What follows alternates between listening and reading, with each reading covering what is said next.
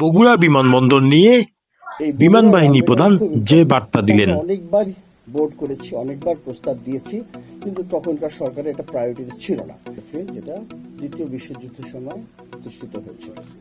দ্বিতীয় বিশ্বযুদ্ধের পর থেকে যখন স্বাধীনতার পরে বাংলাদেশ বিমান বাহিনী ফর্মেশন হলো, তখন থেকে আমাদের এখানে অবস্থান আছে। আপনি জানেন, যদি অ্যাবান্ডেন্ট হতো, যেমন অন্যান্য ডিজিজ এয়ারফিল্ড যেগুলি আছে বাংলাদেশে, অনেকগুলি আমাদের নিয়ন্ত্রণের বাইরে চলে গেছে এবং ওগুলি অব্যবহারযোগ্য হয়ে গিয়েছে।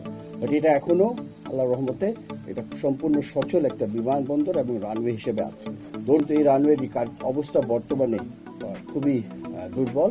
এইমাত্র আমাকে প্রধান প্রকৌশলী সিভিল এভিয়েশন জানালেন, প্রস্তাব দিয়েছি, কিন্তু তখনকার সরকারের এটা প্রায়োরিটি ছিল না।